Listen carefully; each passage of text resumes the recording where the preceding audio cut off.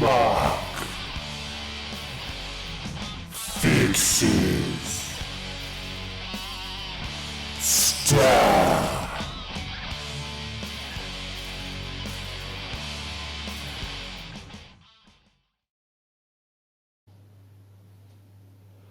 Okay, today on Mark Fixes Stuff, we're going to show you how to remove a stuck disc from a PlayStation 3. And this is a stuck disc which absolutely fails to eject through all of the secret combinations of standing in a bucket of custard whilst holding down certain key combinations. One that's actually physically stuck inside the drive.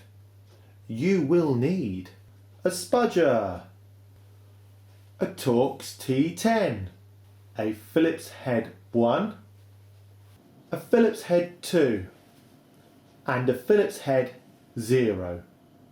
And of course something to drive them with, a bit driver.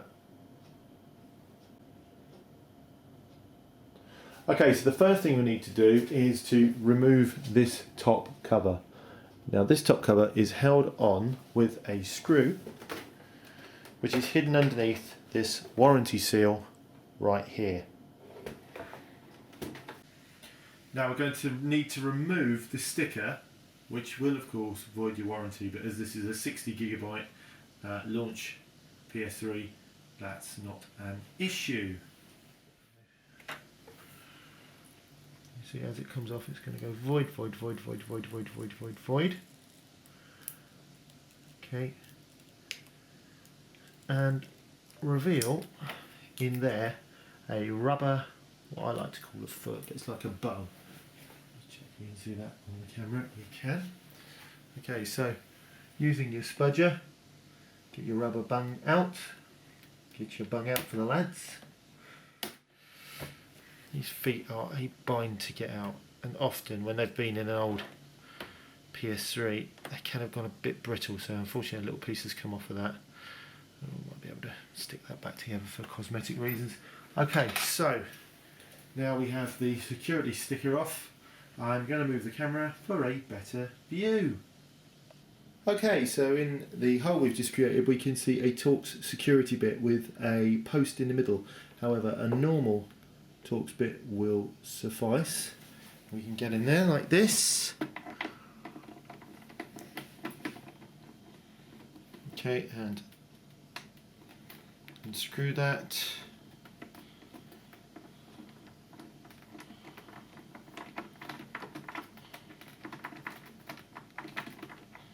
Don't think my bits are magnetised. Hee. Go. So now we will be able to take the lid off. Okay, so with that Torx bit removed, we are then able to take the top off of the machine by simply placing a hand on top and sliding it like this. Okay, I'll come around the other side of the camera, it's easier. And here we go, and this is what was holding it on. These tabs here. Okay, so that's off now. And we'll place this to one side because it's kind of fragile, kind of a smoky, clear plastic. Now with that taken off, we find ourselves with some screws to remove. In here there's a little piece of metal which the cover retaining screw screws into. It's like a J shape with a hole in. So place your cover screw with your cover out of the way. So screws to take out. So we are going to need the Phillips head 1 for this, I believe. Yes, Phillips head 1. So switch that over in the screwdriver. Phillips head 1. And for all those who don't know, there are actually sizes on screwdrivers. Oh, there are sizes on screwdrivers, starting from 0, 0 up to well, as big as you like to go, really. So that's a top cover screw. These are all different lengths, by the way, so it's a good idea to keep them with the cover. And let me take this one out of here. It's not a good idea to just start sort of chucking the wrong screws in the wrong holes, because you'll punch through something like a board or the bottom of the case or the table or your leg, hit a femoral artery and bleed to death. There we go. I do usually use a powered screwdriver, but this isn't my machine, so just playing it safe here. These old favourites. Love a good screw in mind. So, take that out of there. So, if you see here, look, these are significantly different. Okay, so we're going to pop that back into the case, that back into the case, and yeah, I think that these are all loosened now. So anyway, how was your weekend? Yeah, Mum's great. Made some chilli last night. Reminds me of Johnny Cash's Ring of Fire. Right, okay, so now we've done that, we are going to need to go around the back of the machine with our spudger, because there are some plastic clips. So I'm going to turn the machine around right now.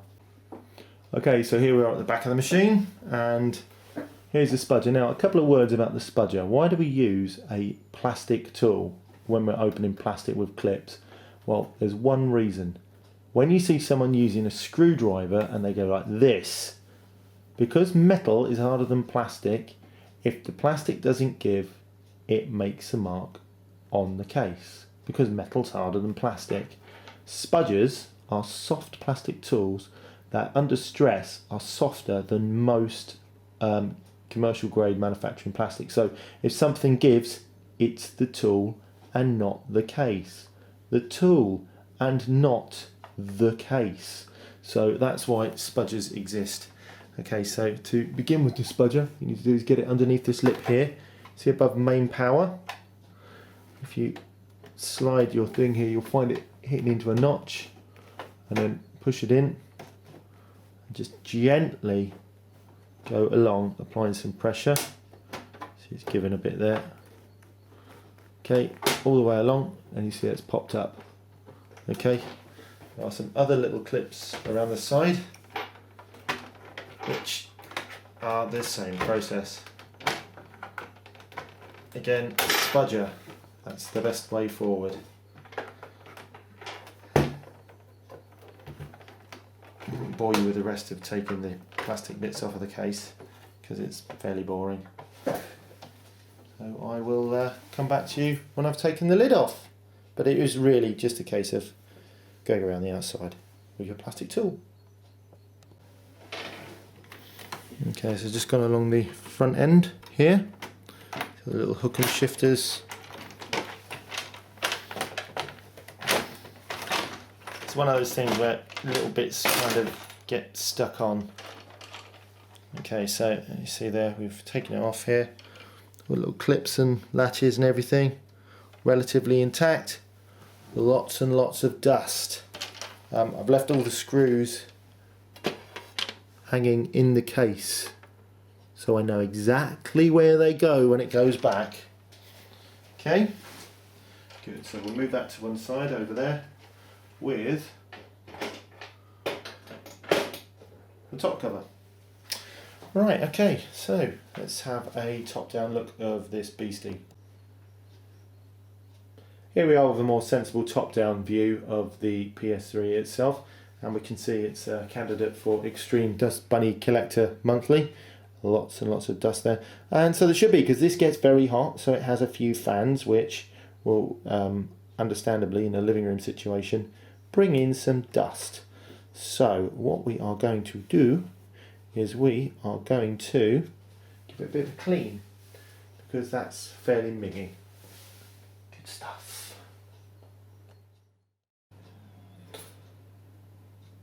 Right, well that's a lot better. Good. Now the next thing to do is to remove this drive. Now this drive isn't screwed down at all.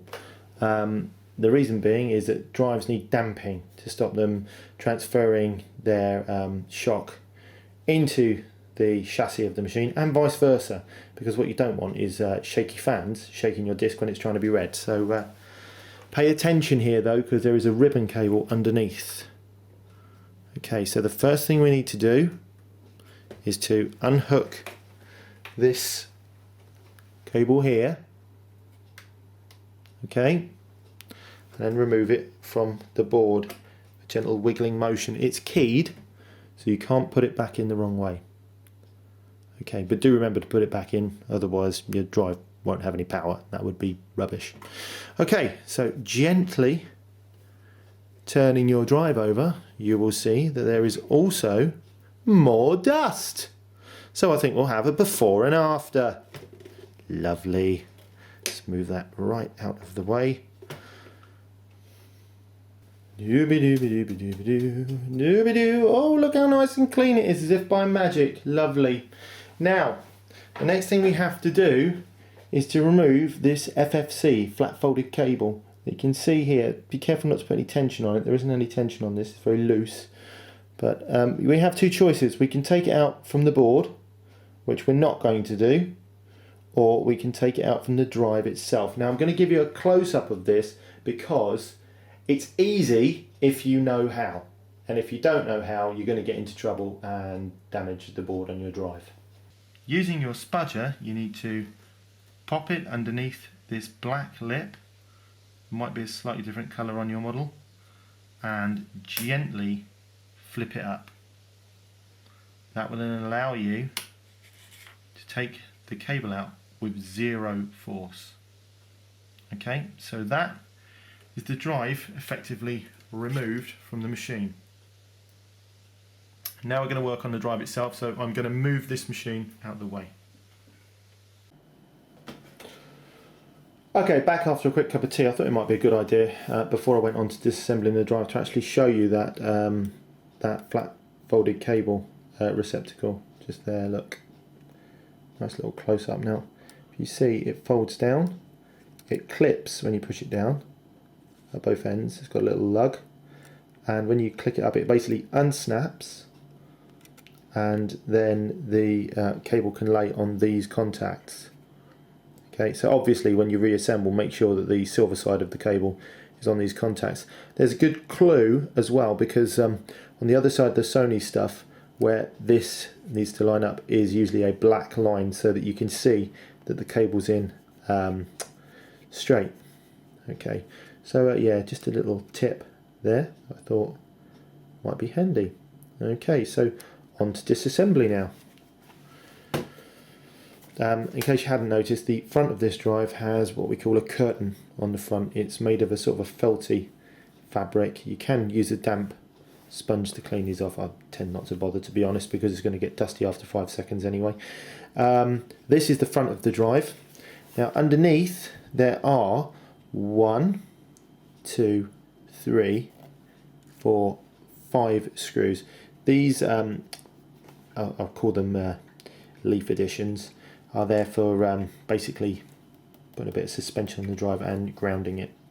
So next we're going to take these out with a small Phillips 0 screwdriver. That's a very, very fine tip, and we have one right here. So I'm going to turn this sideways because that way I can zoom in and you can get a clearer idea of what's going on. There we go. Back into frame. Okay, so remove the first teeny weeny tiny screw. And it's a wedge shaped unit, so it's going to be rocking all over the place, just have to forgive me. Now these screws are fairly obvious, so what we'll do is we'll leave them with their leaf springs to one side. We'll be coming back to these very, very quickly, so no need to put them too far out of the way. And if you get stuck with which bit goes where, you can always look at this video. Okay, there we go. Remember, the leaf spring goes on the same side as the cable. And the silver one. Now if we go to the other end, you see these three are black. One there. I'll take the other side out. Oh, it's not quite out, that one. These chips you see that are through the cutouts actually do cool through the metal chassis. So those pads that you saw on the chassis underneath actually mate with those to allow the this is quite long, to allow the heat to dissipate from these chips. Again, don't handle them too much because you've probably got static on you. I'm not wearing a wrist strap today, although I have grounded myself each time I've come back to work on it with the radiator, which is just over there. So that's my best practice for today. 2 screws, popping them over there, and just take the third one out. Now this will take a little bit of persuasion to get out. So 3 screws that go on the front side. You can always remember the ones that go on the front side because they're black, and so is the curtain on the front of the drive. Remembering that the leaf spring goes on the same side as the cable comes out for power, and the only one you have left is a single solitary zinc screw which goes in there. Right, I'm going to change the camera so you can see the top cover coming off. Okay, so top cover removal. Now what you got here, where the 3 black screws were, you'll need to flex it just enough so that we can get clearance of the unit itself to come out. Now don't worry about bending it too much, because what's going to happen is when we put the black screws back in, it will hold it back in place. It's literally just a cover. Okay, so the inside of the machine, all good, nothing bad. And there's the case with the curtain on the front. We're going to pop to one side, and that's going to go back on in a minute. Okay, so next what we need to do is get that stuck FIFA out. Bloody FIFA, seriously. And we'll have a quick inspection when we're inside as well, just to make sure that everything's okay. Right, now to get that out, we're going to need to take out, I don't know if you can see that, it's very dark. 1, 2, 3, 4, 5 screws, and you need to be careful when you take it out because this lot is going to pop off and you'll need to put it back in position, okay, because this is the clamping mechanism that clamps the disc. This is going to come out, is going to fall out, okay, so you just need to be very, very careful. If you can get your disc out from this position, sometimes you can, sometimes you can't, then do so, but I would always recommend popping the top off.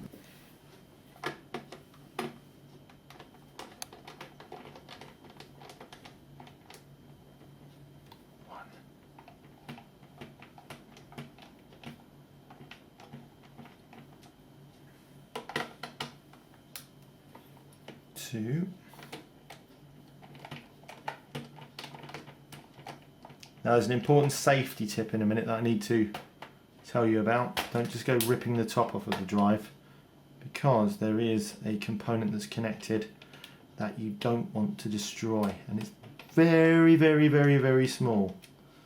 So 1, 2, 3, come up to number 4 here. Again, this is a Phillips head 0 or 00 screwdriver. I'm using the 00, and the 5th screw is in here. Now this is going to free the top of the drive. Now all the screws are loosened off. I just want to draw your attention to this component here.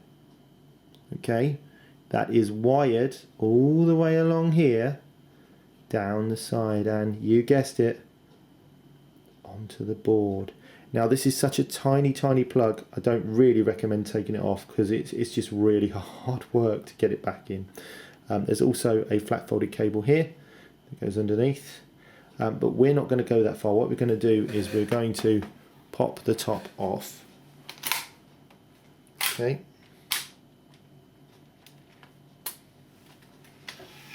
And inside, FIFA 14, which I think is absolutely worthless now. So yeah, whilst we're inside, we'll have a quick look around and just see if the drive is clean. And the drive is actually really clean, unbelievably. Good stuff. Well happy with that. Just put it back together really. Put a dab of lithium grease on here.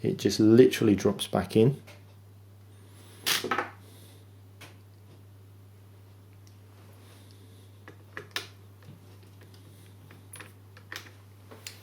And put the second screw back in. Sony kit is pretty good with screws because they tend to use different screws in different positions. Obviously inside this drive isn't Sony, but not too much grief with the kit. Right, so that's in the first position. What will happen is the PS3 will find the drive and it will move everything back into the correct positions. Next thing is to take the drive rollers and pop those back on top. It's very important to make sure that they go down flush. Hang on, going a bit too far with that. If one of these flags that stops secondary disc insertion is popped up, then just push it back down, clicks back down. When it hasn't got these holes to go through, it can sometimes go a little bit too far over to the left and sort of flop over, and you just need to click it back down. That won't happen when this mechanism is in effect. So that pops down there, and if you make sure it's all flush, again no gaps, lovely, perfect. Going to get the screw, I'll buy a single screw, and this literally just sits on, there's no calibration needed for this, this will find its own gearing. So screw that down there. Quite a long screw, again you're screwing into plastic, so make sure you don't over tighten.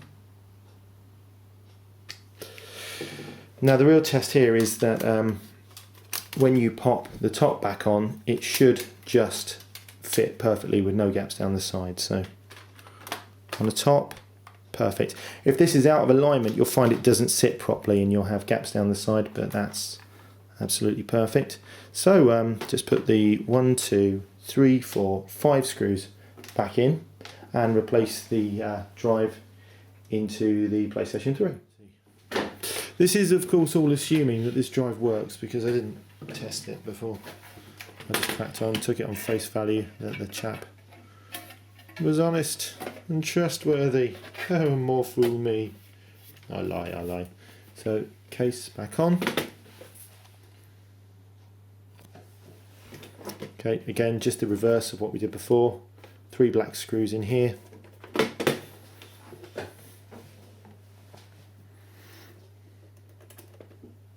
Do the 2 ends first, it makes life easier. These are quite long, these screws.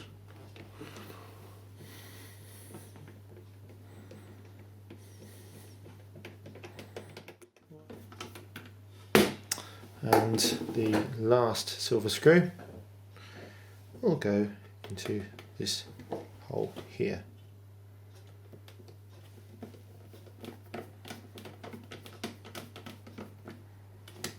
Okay, so drive back together, disc out, job's a good one. Thought you might benefit from seeing me putting this back together. So get your flat folded cable, okay, and now it's going to come up as it lies, like this. Yeah, now we don't want the silver side up, we want the connector side up.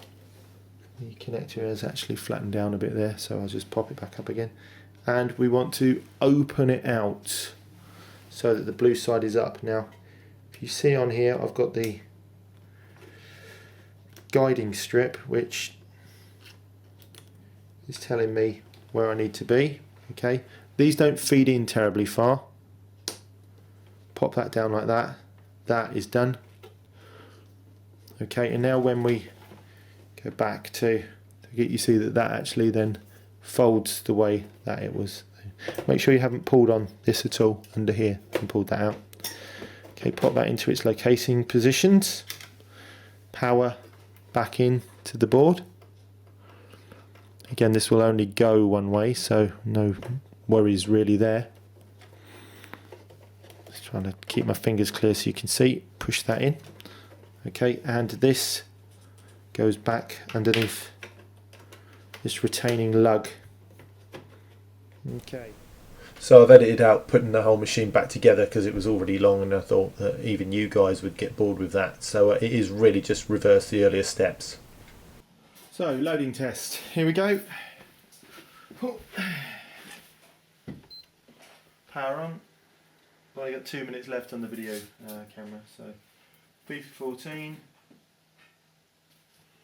Wonky PlayStation logo. Oh, sounds like the beginning of Symphony of Destruction by Megadeth. That photosensitive epilepsy warning. Come up to the gamer dash. Gingerly put it in. Okay. Here it's spinning up. Right, okay. It's recognised. FIFA 14. Okay, lovely. A bit frightened of copyright strikes on my YouTube channel, so I'm back down there. Oh, it's checking trophies, whatever that means. Actual real danger of running out of time here. 9%. Check those trophies, PlayStation boy. 14. Now it's asking for the language. Here's the thing, will it eject? It was a bloody sales call as well. So, here we go. Et voila, thank you, merci. Subscribe to get your fix. Smart from Mark Fixes Stuff. Signing out. Yeah, boys.